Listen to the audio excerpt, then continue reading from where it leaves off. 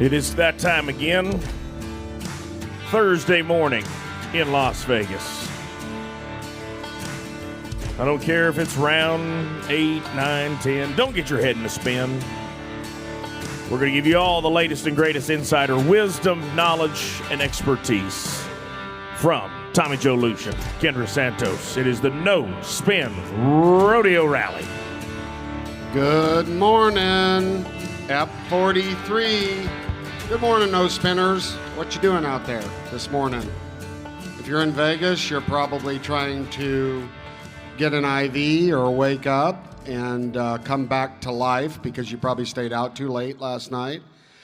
We are here at Cowboy Commons, right at the entry of the greatest Western shopping experience in the world, really. And you can get a mattress and a massage chair and some kind of cream that's supposed to keep hemorrhoids away for like 12 years, if you need that. Good morning. To my right, morning. Greg Teagarden. To my left, screeching in, throwing her stuff down, my co-host, Kendra Santos. Good morning, Kendra. Good morning. And I think we, by the end of this run, if they did a poll of coolest guests, we're going to win. I'm not going to argue with you. We're going to win, right? Thanks, Garrett. For once in my life, I'm not arguing with you on that point. We have with us today, in case you didn't see it, but this guy's been in our business and represents a couple things: credibility, honesty, cowboy, family, which is the core values of our culture. It's everything we are, too. Like, he's one of us. This is the very cool Josh Edwards. Good morning, Josh. Good morning. Thank y'all for having me. And Glad did to you be here. have to outdress me? Like, can you buy that shirt at Target? I'm not sure. I just put on what's laid out. Oh, you get dressed. You are dressed in the morning. Is that right? Yeah. I think when you have a physique like a fitness fanatic of this person, it might be custom. He can't buy off the No, rack. when you're round like me, it's custom. You can find that kind of crap everywhere. But because you know what my dad used to dress me in? Come on, son, we're going to Walmart. The stretchy rustlers. Oh, Lord. Stretchy rustlers. Okay. That's why I never got. It's just tough. I abuse mentally. Oh, go ahead. My dad, veterinarian, but time event cowboy, he had his whole adult life, he had his shirts custom tailored, not because he was, thought he was big stuff, but because he had broad shoulders, long arms, and a very narrow waist. And I'm guessing that you might have the same issues, which are great problem. Do you think he has broad shoulders? Will Loomis has broad shoulders. But Will Loomis... He's like a pigeon on steroids. But Will Loomis can probably wear the XL or the double XL and fit because he's stout, he's strong. He is strong. I'm not saying Josh, pound for pound. This reminds me of talking about Ty Murray. Ty Murray used to talk about he wanted to be strong pound for pound. He went to the, what was it called? The Nippon Kempo Dojo to do his special exercises. Say that 3 times fast. Because he wanted to be strong pound for pound. He didn't want to be bulky or gain weight, but he wanted every muscle to count. And this one, when we get to the Mongol Derby, we'll be talking about fitness, I believe. Well, that's why Ty got off like a cat, right? Yes. I always said his number one asset was his ability to get off. He knew when to get off and how to get off. And he knew, a lot of these guys in the bull horses. riding could have, even in the bareback riding, could probably learn that. Benefit from that. So let's talk about Josh Edwards. We spend the top of the show talking with our guest. Interesting man. I'm not going to say years and stuff because I'll always get corrected by the journalist in our family here. Long-time pickup man, NFR pickup man. You've done it all, right? Started with Rafter G, is that right? Is that Neil? Is that who kind of brought you into the fold? Tell us about that. It is. I started there around 99, I guess. By trade, I was a timed event guy, calf roper and team roper, Great. trips and steers. 2 of them today. And it just, you know, I would enter the rodeo there. They had the weekly series from April to September, so I roped calves there. And But I heard you were chasing your wife. was dating the girl that was the timer. You know, guilty of that. So, you know, that was a reason to enter that rodeo every week. And I think just over time it turned into, you know, I got to helping them prepare the calves, and that one thing led to another. And John Patterson was a guy that picked up for them back then, and for whatever reason, someday he couldn't make it. Something happened, and Jim said, "Hey, can you step in and help me pick up tonight?" And I thought, what is that? You know, I thought the only reason they bucked horses was just to get the time event guys a chance to swap horses for your next event. So Sure, that's what I think too. But there are divine appointments. Alan Bach used to call them divine appointments. You know, some people call them coincidence. I call it God's master script. But stuff like that, like that's like Joe Baumgartner here yesterday saying he's at the Tracy, California Junior Rodeo feeding bulls. And the guy's like, hey, I need a hand fighting bulls here today. That's a divine appointment for you. it ended up feeling like that in the end. You know, I mean, once I did it, it kind of hit me like that was the greatest thing I'd done in rodeo. I loved roping calves, and growing up, my dream was always to, you know, make the NFR or a world championship in the calf roping, and immediately that changed. You know, at that moment, I thought, this is a culmination of everything I love about what I grew up doing, you know, riding colts, moving cattle, stock, all the things, and I got to put it together all in one event or one, chance in the arena. So I never really quit competing as a calf roper or team roper or whatever. Were you any good at it? You know, I mean, depends on, I tell you what, I roped calves really well when it was a no pressure environment. You could go to a 3 or 4 head calf roping or something where you were wearing a baseball cap and a t-shirt, and I roped really well. But Pressure got to you. Pressure, I never was in an environment, never was taught how to handle that kind of pressure. Like, you know, I roped with some old guys that were around Waco, and that wasn't, I never rodeoed with guys that were necessarily better, and I think you have to do that to be better in this industry. You have to push yourself to be better by competing and being around people that are better than you. I just never was in that environment. So when I'd go to a rodeo, I didn't, you know, it's just like a boxing match. I didn't rope to win, I roped to not lose. And that's not the way you become a champion. Yeah.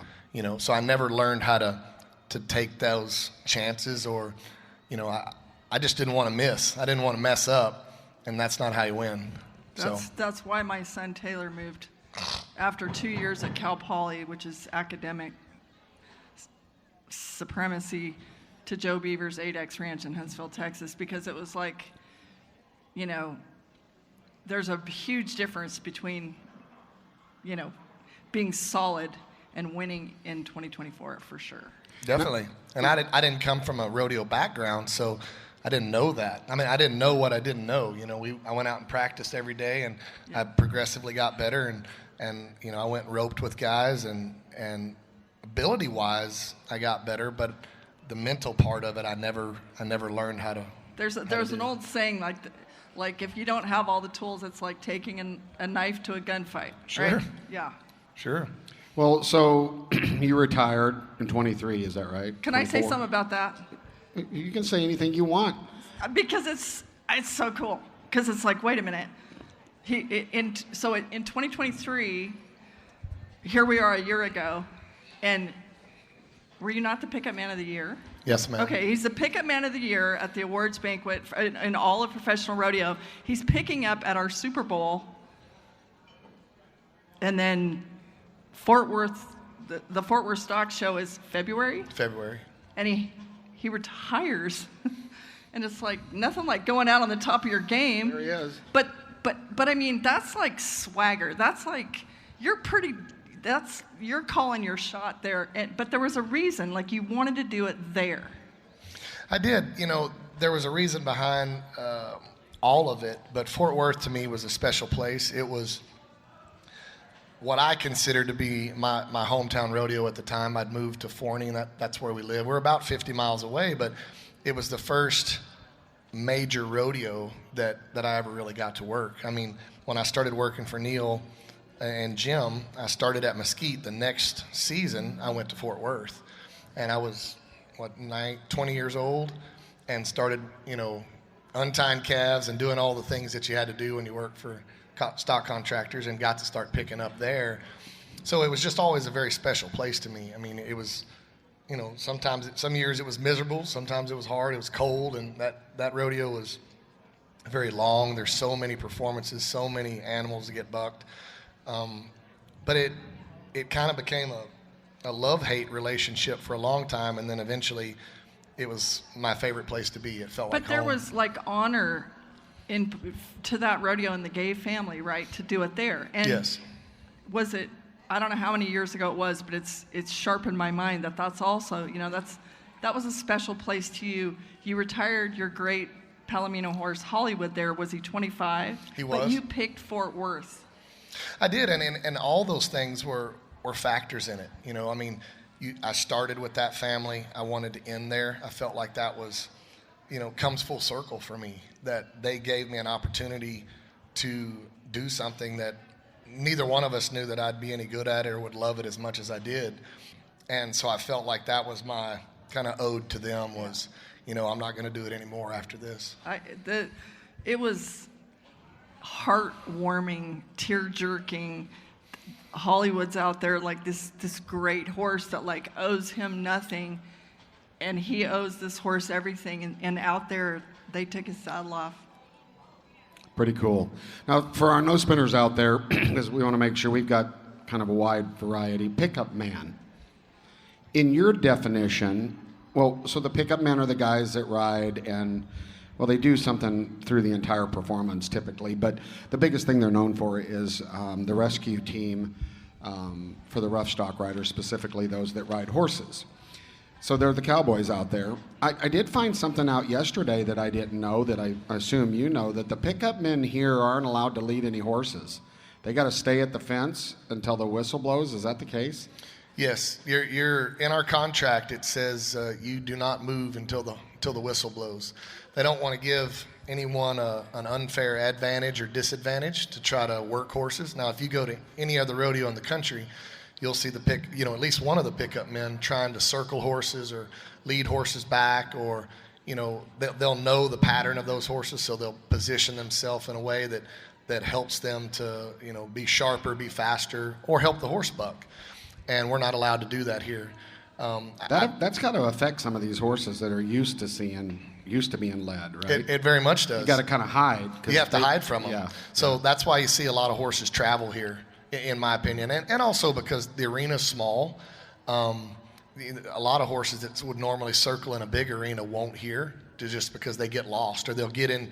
You'll watch it night after night. You'll see a horse circle, and he'll get right to the fence, and he didn't have enough room to complete his normal pattern, so he'll, turn and go down the arena, back, or turn back. These are conversations. I think maybe not everybody would know that there are conversations like at a rodeo. Like you worked rodeos like Cheyenne, Dodge City, Fort Worth, San Angelo, whatever. The pickup men have conversations with the stock contractor and the cowboys a lot, right? Oh, yes, ma'am. I mean, every animal. Ahead of time. Ahead of time. Especially, and that's where I feel like I was able to really excel in the profession of picking up, was because I worked rodeos that had multiple subcontractors a lot. So I never saw the same horses week after week after week. And so you have to learn how to read the livestock. You have to learn how to work with different animals that are used to being picked up or handled differently. So it made you develop a lot of latitude of how you did that job. There's some guys, and not that they're bad at it, but if you pick up the same set of horses every week, rodeo after rodeo, eventually you can just go stand where they're going to go. It looks like, man, that guy knows exactly what's happening. Well, yeah, he's seen it 100 times. And so I always felt that gave me an advantage as I was coming up, growing, and learning how to pick up, was always working with different contractors. One thing that I did differently you know, you see a lot of pickup men that work for a rodeo company. You know, the rodeo company has their 2 guys. They go to all their rodeos. And maybe that guy, you know, does an outside rodeo here or there. But for the most part, he works for Calgary, Sammy Andrews, Stay Smith, Pete Carr, you know, name whoever. Well, I never really did that. Once I started with Jim and Neil at Mesquite, when that started to change, I kind of went out on my own, but I was more of a hired gun. I was never anybody's number one guy. I was always there. I would do 2 rodeos for Benny Butler, a couple for Servy, a couple for, you know, Pete Carr, Stay Smith. You know, I'd end up with 30 rodeos a year, but I would do it with 8 different contractors. And so I really feel like, in retrospect, I look back and say, that's what gave me the ability to read livestock well, was because I had to everywhere I went. And I never really got to learn all of their horses because I wasn't there long enough. Reading the situation, that's part of being a real deal cowboy. Are there ever any scrapes between a contestant wanting one thing and a stock contractor wanting something, or a contestant says, hey man, you know, can you try to, you know, Cheat for me? turn him back a little quicker or something, and then maybe afterwards the stock contractor. I can't ride this horse. Could you stand in front are of there him? scrapes like that? There are. I mean, and nobody's doing it necessarily to get I wouldn't say an unfair advantage, but, you know, an easy example. No, what's the difference between an unfair advantage and an advantage? Well, intent. Politically correct lingo? Right. Go ahead. Say there's a horse that, you know, in the bronc riding, or especially the bareback riding, where if you catch that horse and bring him back, he's got a real hard turn that really gets guys out of their saddle or loose in their saddle or off of their rigging. You know, and the guy, he might come by and say, hey, you know, he's a lot easier to ride if he goes a little bit farther down the pin rather than if you turn him back right there, or something of that nature. So who do you work for then?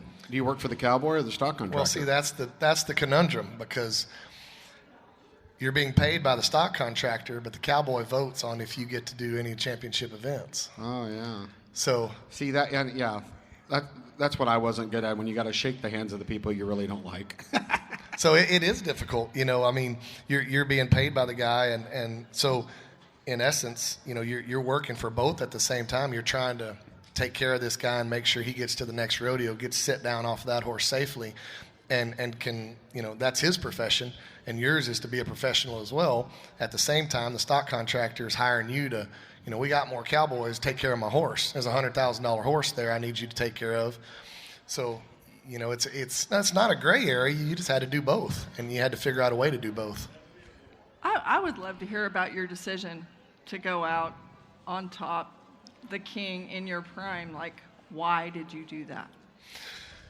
You know, for me, I have I guess a different mentality than a lot of people, and especially maybe pro athletes or anything like that. I'm a goal-oriented kind of person, and for me, I set goals, you know, when I was a kid, that this is the thing I wanted to do. Now, those changed a little bit, because originally I wanted to rope calves at the NFR. I never imagined growing up that I would ever, didn't even know what a pickup man was, much less be at the NFR, much less be the pickup man of the year. But I'm also not the kind of person that feels like repeating goals is a way to grow. And I know that it sounds counterproductive, I guess, for rodeo, because every year is a different year. And so whether we like it or not, we're judged on how many times we won a world championship, how many times we qualified to the NFR. But for me personally, that was not a factor in why I did what I did. I love to pick up. I still love to pick up. There's a part of me that wishes I was still picking up some days.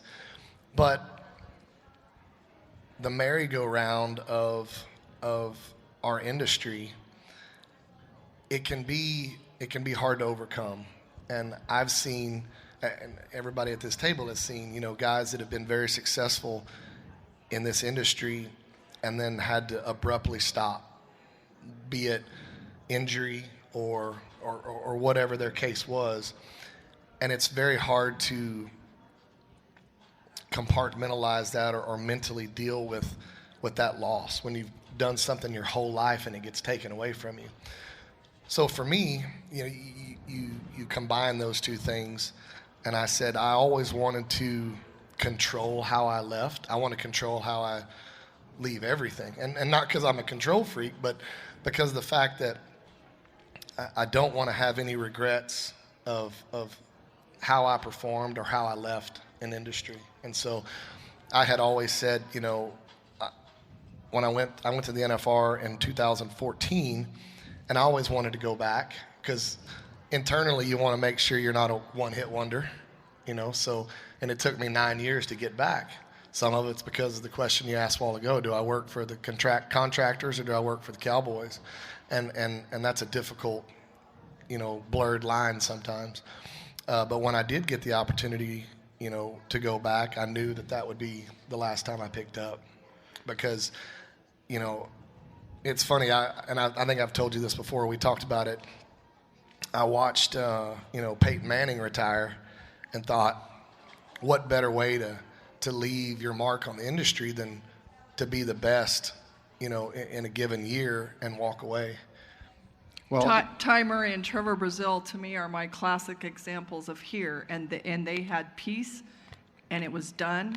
And there are a lot of people who can't take it, and they either really struggle afterwards because that was their whole identity. I mean, what you were saying about, to me, I admire that I know you have a diverse, you know, business portfolio, and you're a big thinker, you know, a world thinker. Not only, you know, rodeo is a relatively small world in the big world, but the perspective of you knowing. I mean, I watched yesterday. Stetson Wright and Kai Hamilton won world titles here last year. Guess what? I watched them walk through a lot of people, and nobody stopped them for an autograph. Now, I'm not saying they haven't been stopped for autographs, but I'm saying if you're really in touch with the real big world, you're, as Tuff Hedeman used to say, you know, don't believe your own press. Like, don't get too wrapped up in your whole identity as a human being is whether or not you want a gold buckle this year or a, you know, pickup man of the year, right? Or 10. Right. Yeah, and that's exactly. Because you can be very disappointed when it's over. You can be. I mean, and I've seen guys, you know, whether it's contestants or contract personnel, chase these buckles for years and years and years, and thinking that that's going to fulfill them. And honestly, after the first one, you know, I drove 21 hours home, and I realized I didn't really feel any different. And I knew that, okay, I can't let, or I don't want to let, you know, one aspect of my life define who I am as a person, not only for the outside world, but for myself, because I feel like you could get trapped in that, and one day you know it's going to be over, and then who are you?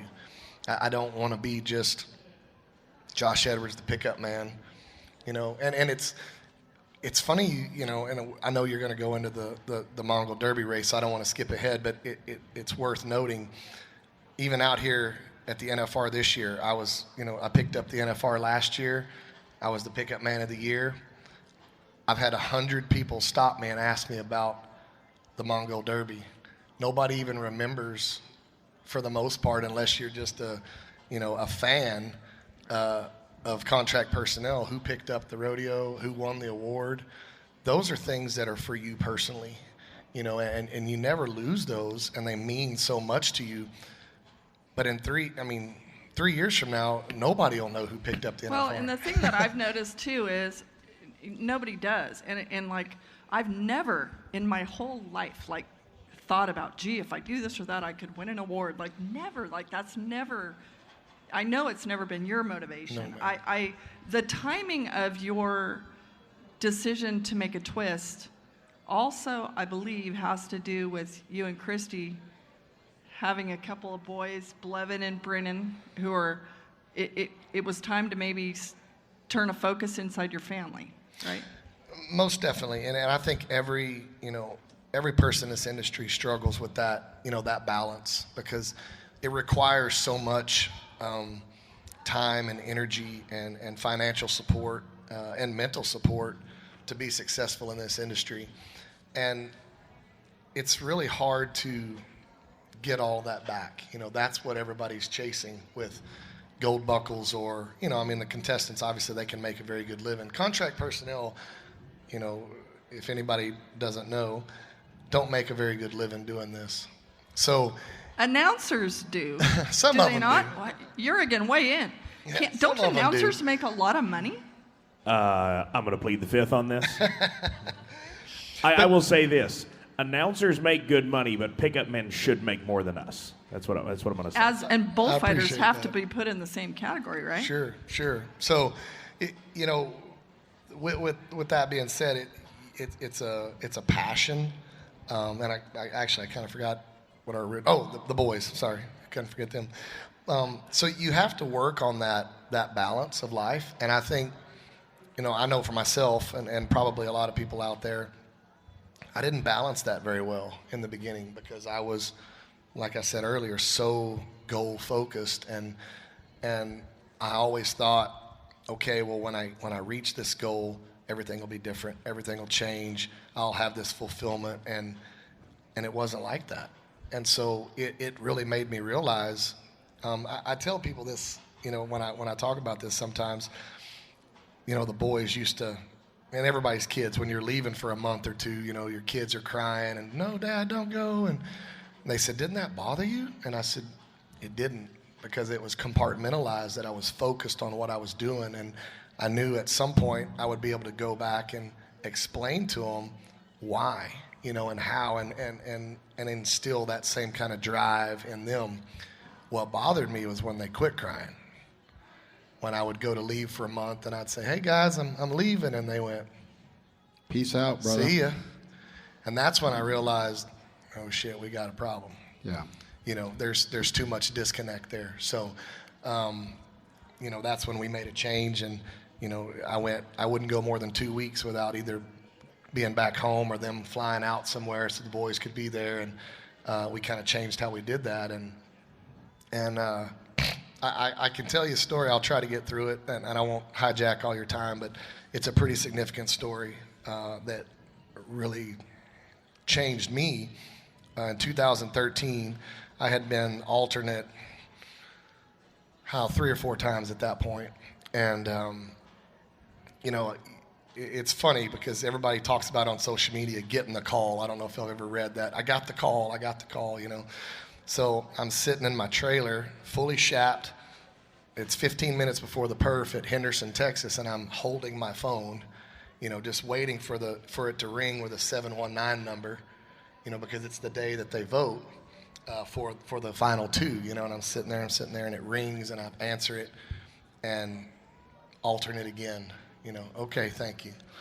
So I go in the arena, and 30 minutes later, my horse rolls over on me, breaks my shoulder, my collarbone, and I ended up having to go home and have a bunch of surgery and that kind of thing. And so I'm still at home recovering, on pain medicine and that kind of stuff. And we're flipping through the channels, and the rodeo comes on. And I was so sour about it, I just went right through it. And my boys were like, "Oh, let's watch the rodeo," and I'm like, "I'm not watching that. I don't want to see it." And they begged, and I was, okay, we'll watch one event, and when it's over, we're changing it. Okay. So I go back, and it's the bareback riding, and we watch the bareback riding, and it's over, and I change the channel. And I look up, and my older son, who's 6 at the time, Blevin, he was, kind of teary-eyed and starting to cry a little bit. And I said, "Hey, man, what's wrong?" And he said, "Oh, I just really wanted you to be at the NFR and picking up." And I thought, well, here's that dad moment where you say, well, man, life isn't always the way you think it is, and you give it 110%, you do your best, and all the dad cliche stuff. Yeah. And as a 6-year-old, he looked at me and said, "No, it's not that. I just know you won't come home until you get it." And it changed my life. Yes. Yeah. We can all relate to that. We can all relate all 3 to of that. us have 2 boys, and Yeah, we can all relate to that. Yeah. So you started out, because we want to get into the race, and then Yeah, we'll go get ahead. into the deal. So you started out saying that you were just kind of middle of the road calf roper, because you didn't have this mentality of win. I'll call BS on that. Maybe in the calf roping, but in life, with your business prowess, all of the stuff that you did and have done and probably will do, that ain't right. We both know it. You've got to drive. You've got to drive to win. And so we're going to talk about this race, and I'm going to let you or Kendra, get the details. You did this. You retired in Fort Worth, and then you started prepping for the race. I would love to say a little bit about it, and I would love to put a little PS in there so that people don't come back at me like, oh, I caught you, you blew it. He did officially retire in Fort Worth, but because he had already given his word to the American, after Fort Worth, he did go ahead and fulfill that handshake, correct? Yes, ma'am. Right? So to be clear, that's a small detail. The man kept his word. The Mongol Derby, okay, it's an equestrian endurance race, 1,000 kilometers, which is how many miles? It's about, the 1,000 is about 625. Okay, and it's, in Mongolia, the world's longest horse race, recreates the horse messenger system used by Genghis Khan in 1224, and aboard you're using wild horses, Mongolian horses, correct? Yes, ma'am. They're some of them I guess you could classify as semi-wild. I mean, they had ridden some of them, or I wouldn't say broke, but saddled at least a bunch of them. But yes, they were not what we would consider broke horses. They gathered them off of the steppe, which is basically like a big prairie, and these herders, it's such a fascinating culture. They still live as nomads, and they just move from place to place, and they graze these herds they usually have horses, sheep, and yak. And so the way the race is set up is they go out there 3 or 4 months in advance, and they have to locate where these herders are living at the time, and that's what maps the course. So the course changes every year because it's based on where those herders are living at the time. So they find them, say, hey, don't move for 4 months because we got our race coming. They work out all the details with the horses, and then that's what basically sets the race course. The horses are smaller, aren't they? They're very small. They're about 12 hands, about 700 pounds, give or take. And to put that in perspective, the typical calf horse here is probably Yeah, there's me. It looks like you the average. looking at your face on that. We'll talk about that but later.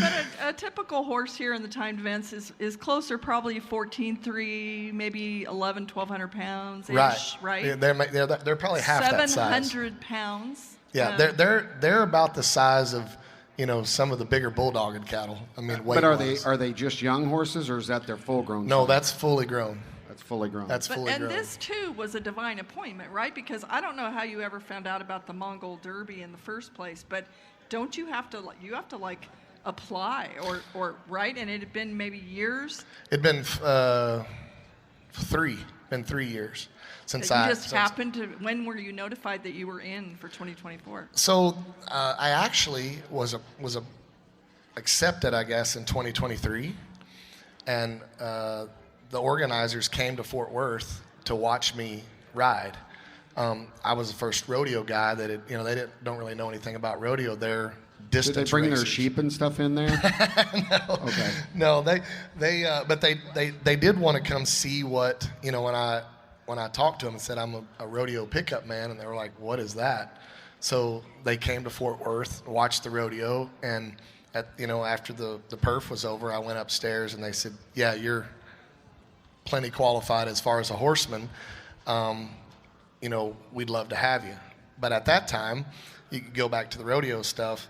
I was contractually obligated to those rodeos that I'd had for years, and I didn't want to not fulfill that. So I asked them if I could push it off to 24. That way I could fulfill all those contracts. And, I'd been at Cheyenne 16 years, Dodge City 15 years, San Angelo 15 years. So I wanted to go back and not just vanish from those people, and you build relationships with committees and the people in the towns. And so I wanted to have closure there for them and me, and fulfill those contracts, and then move on. So I want to hear about your why to do it, and how many days it took you. How many days did it take? it took me 8 days 8 days. to finish. Ride how many miles? Well, I think I rode just under 700. Like when they describe it, it's 1,000 miles, but that's the way the crow flies. So when you actually get out there, yeah, everything's in a straight line, but you don't get to go in a straight line because there's cliffs and mountains and rivers and lakes and that you have to navigate around. So ultimately, I rode just under 700 miles. I think it was 1,150 something kilometers. Are there entry fees, and what do you get if you win? There are entry fees. I think the entry fee just for the race was $17,500. Wow. Gotta want to do that one. Yeah. And what do you get if you win? Just the experience. Wow. It's a $17,000 and many blisters later experience. Let's go back Yeah. to the why. Why did you want to do this? I think I'm kind of known for, or in my own family, I guess, just I have to test myself sometimes. And some years ago, I had never been a cyclist or a swimmer, or not even an accomplished runner by any means. And I met a guy that did triathlons, and I said, I want to do an Ironman.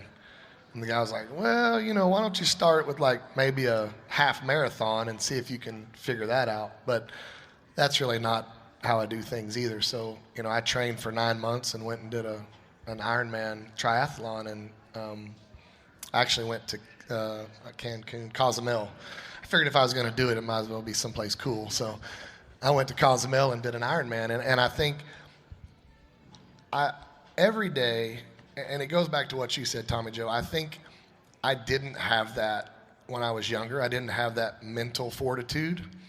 And so I think I knew that was a shortcoming maybe that I just never developed.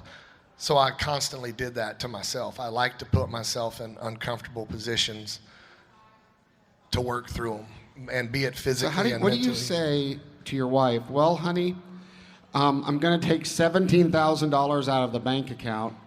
I'm going to go get on green horses and ride through camels and sheep for 700 miles. What you think? That's exactly how it goes. And, the first few times I did things like that, she would just be, she was beside herself like, why? What for? What are you talking about? And now she just kind of smiles and is like, okay. How hard was it? I mean, I don't know what the weather was like. I mean, how did it test you to your limits? It did. And I think, the limits are different for everyone, but it's definitely brutal. I mean, when you get there, the uncomfortability of the whole thing is what is so unique, and that's what I was looking for, I guess. How do you keep testing yourself in ways that, there's nothing that I could do, that we haven't done before that makes you grow. I think you have to be tested and be in uncomfortable positions to work through those issues or work through those obstacles to grow mentally and physically. So when I got there, I was there 2 days prior, and then they bus you out to the start camp, which is about a 10-hour bus ride. And then that's it. You live in a teepee, and they had a start camp set up where they did feed you the first day when we were going over. Did you ride camels out there? No, I just rode a bus. Oh, you rode a bus. Rode a Greyhound. So you ride a bus. Rode a bus. And you got these herders how did they pick your horses? So people don't realize you rode from station to station, which was essentially a distance or a time? A distance, about 35 to 40 kilometers, just depending on where they were. Did you draw your horses? You did.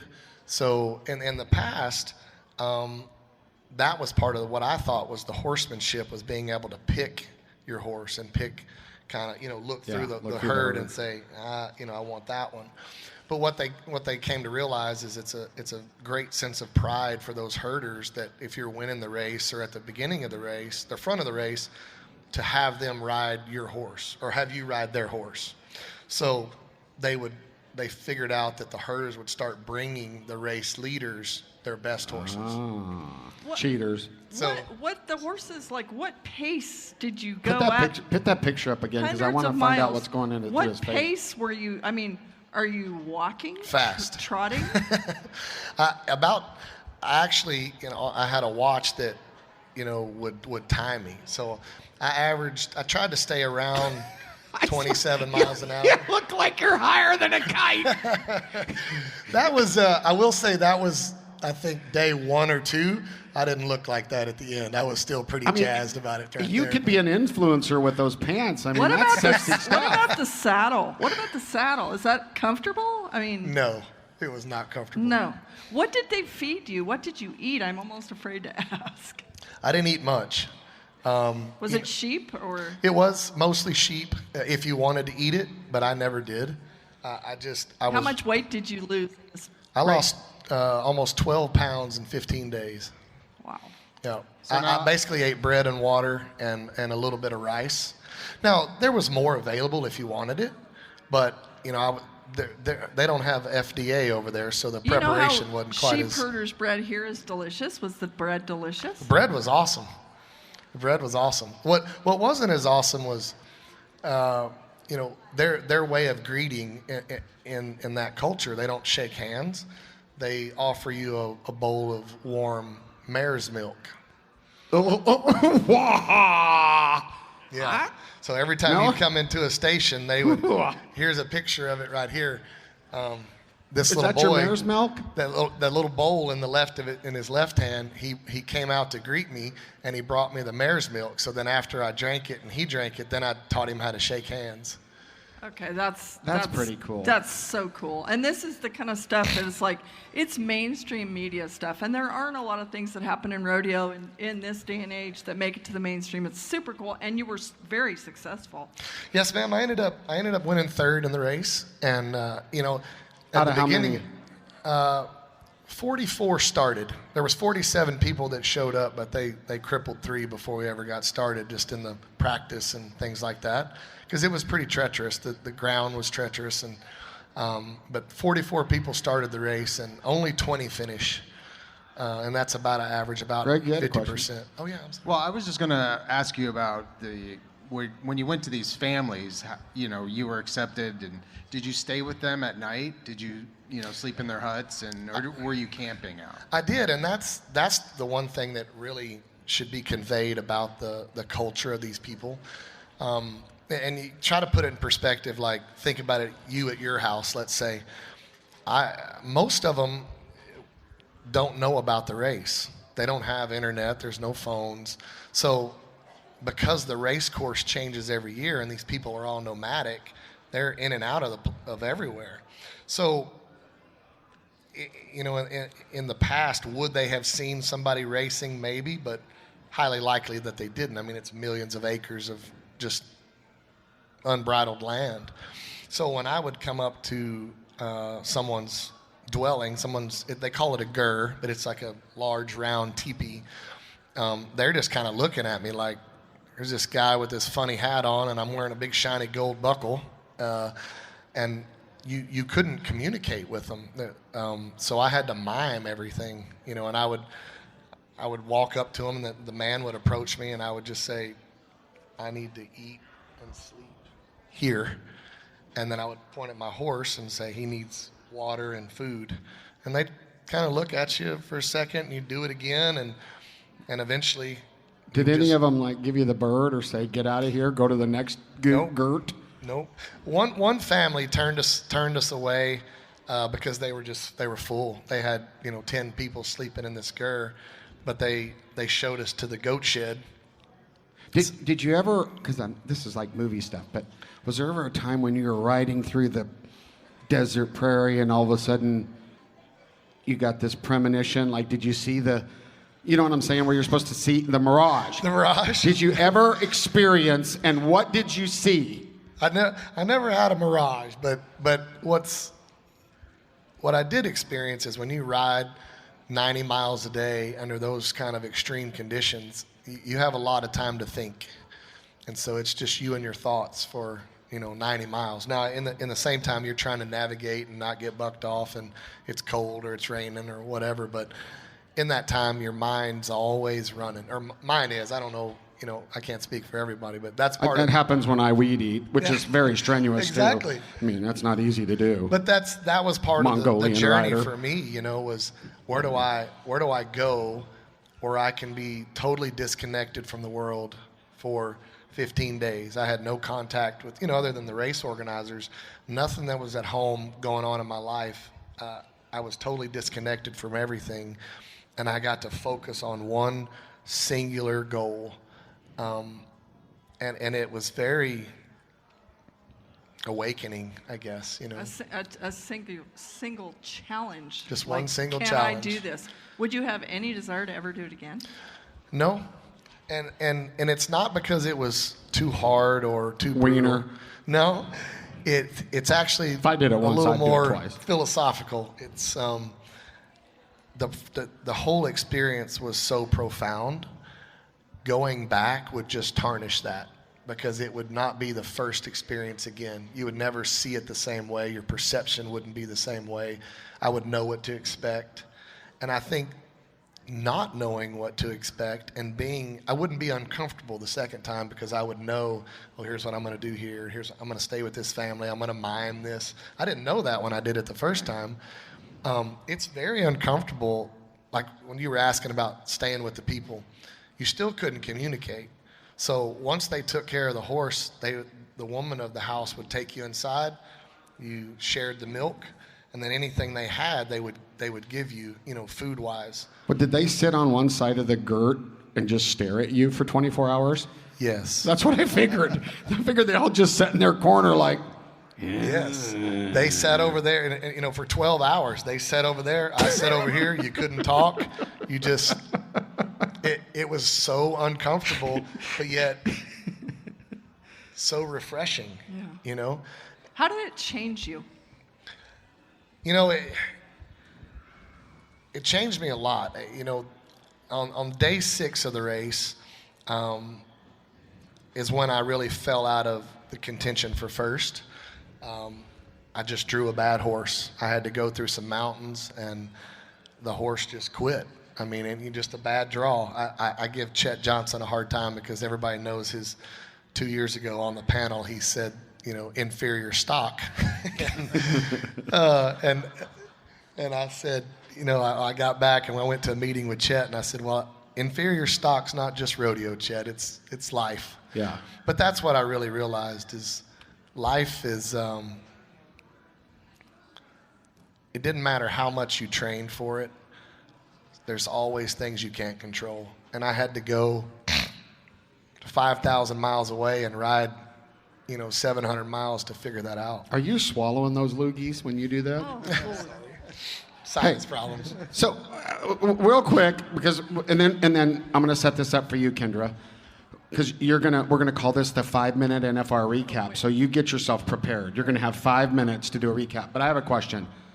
What the heck could be on your bucket list now? Is there a bucket list thing? Oh, there is, and that's the beauty of it, is it's undefined. I'll find something. Something will pop up. Somebody will send me something. Maybe it's the Iditarod. Who knows? Have you ever rode a mammoth? I haven't rode a mammoth. I have, by the way.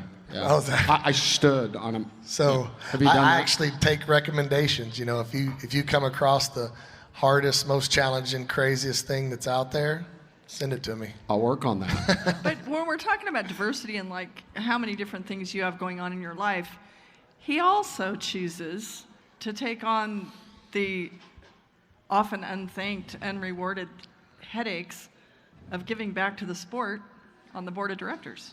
Yes, ma'am. And I think it kind of, I've started to see this pattern in myself. It's maybe you're just challenging yourself mentally, because serving people is a challenge. It's always a challenge, and you do your best to make the best impression and lead in the correct way. I think for me, leadership is not I've never sought leadership. I feel like true leaders are put in those positions. They don't seek them.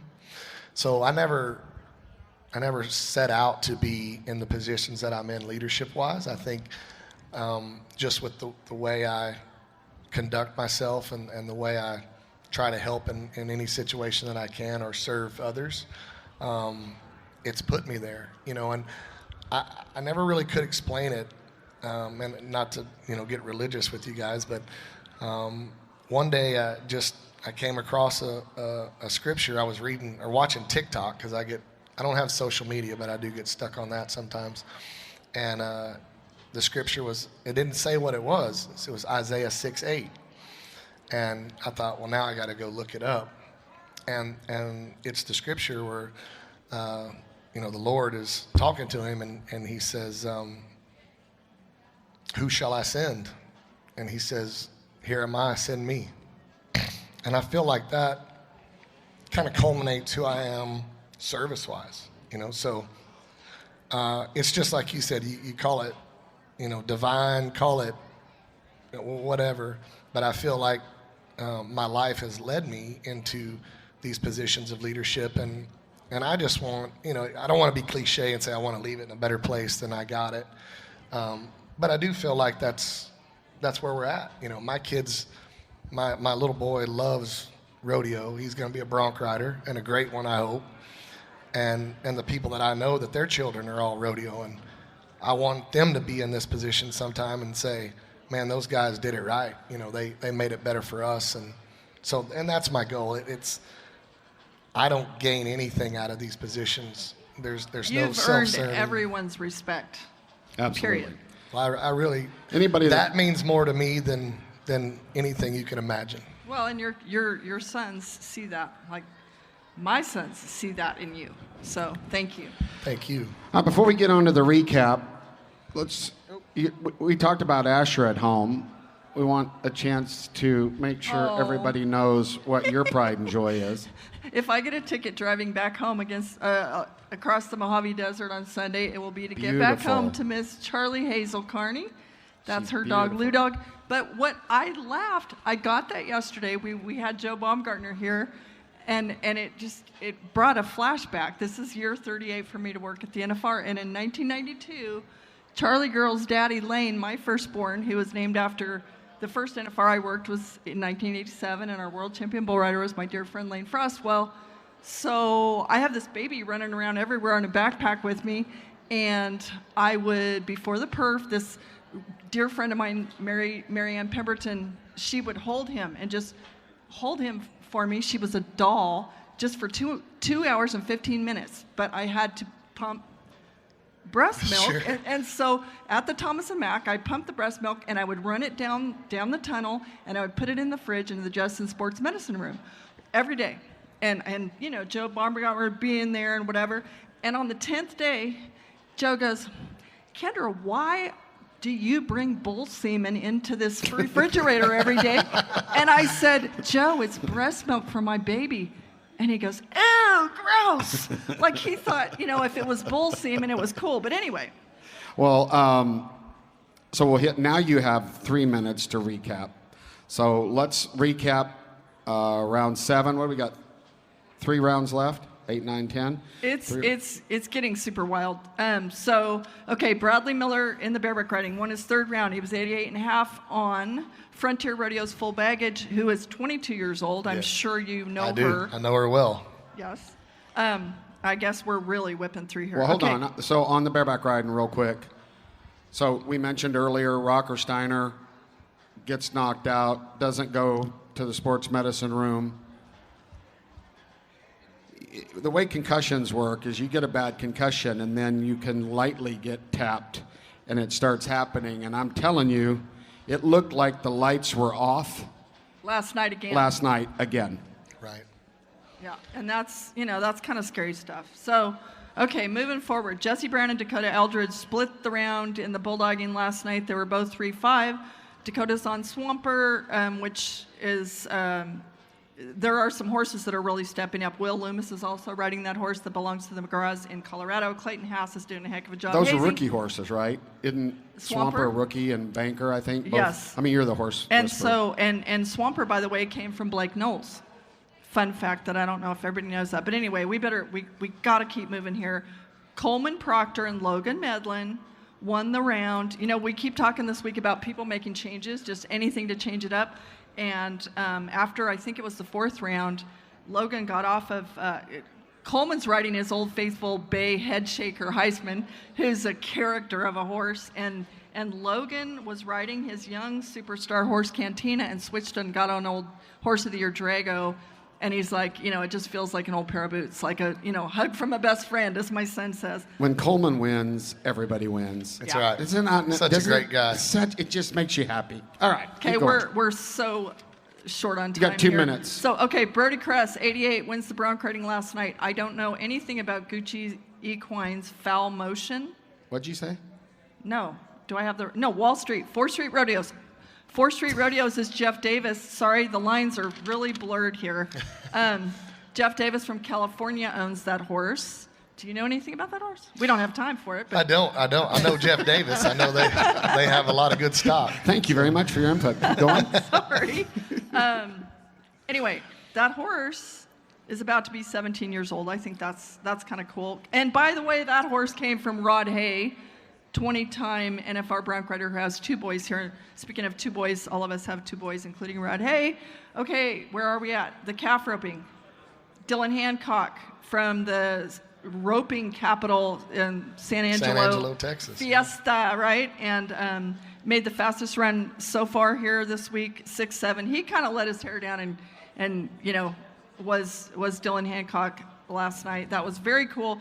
What can we say? Only 2 women have taken victory laps here, and Cassie Mary took her 4th one in a row last night.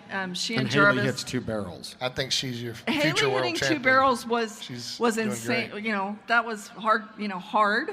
But Haley went from 1st to 7th in the average, and Cassie's still at 4th. Cassie, remember, hit the 1st barrel in the 1st round. Anyway, we're playing beat the clock. Cooper James, rookie, was 88 to win the round. He doesn't even know why he's riding as good as he's riding. Pretty cool. When he got to town here this week, he was wearing a high school rodeo buckle. Just saying, now he has 2 NFR buckles, but that was the E-pin last night. Right. How many bulls are going to beat TJ out of the chute? I mean, there's these things that are happening that you're like, you know, how many times are you going to let him beat you out? Right? You know, you got the talent. But we've said this before. It's just as much the mental game as it is the physical game. Absolutely. And in the eliminators, for anybody who's second guessing, Josh Frost is 67.5 on a little flat spinner, and he kept the score. That was a no-brainer, and he's done that before where people criticized him here for not taking any 1A pile. That's right. And if he's on course, if he just keeps staying on, he is ipso facto your NFR champ and your world champ. And your world champ. Yes. Yeah, that's cool. Well, that's our NFR recap. Hey, we want to remind all you people, play Pro Fantasy daily. You know, remember, you can jump on there and play it. Just because you do the big rounds with your leagues and stuff, you get a discount. Go in there, you can win some money. You get 100 more thousand to pick. It's really fun. It's not hard. It's engaging. Are you in the tattoo league? I ask everybody. Pro Fantasy Tattoo League? I don't think so, no, sir. Oh, well, why aren't you? How's it going for you? Well, I'm sitting 6th. Metters is winning. You're at 10th, so you are coming up. You went from like 26th to 10th. Okay, I'm 10th, and my dear bull rider hasn't made the whistle yet. I'm hoping for I think him. I'd be scared of the tattoo. That's why I'm not in the tattoo league. She should be, because I've got it picked out. She's not going to like it too much. It's an ugly piranha fish, and the placement is what scares me. Go ahead. I told you we'll place it where it won't sag. Okay. Hey, everybody. Thank you for joining us. This has been No Spin Rodeo. Thank you to Greg, Kendra. We appreciate everybody being here today. Come back. We're on Ride Pass, Cowboy Channel Plus app, and on all your podcast platforms. Until tomorrow, be blessed, be safe, love the ones you love. Catch you later.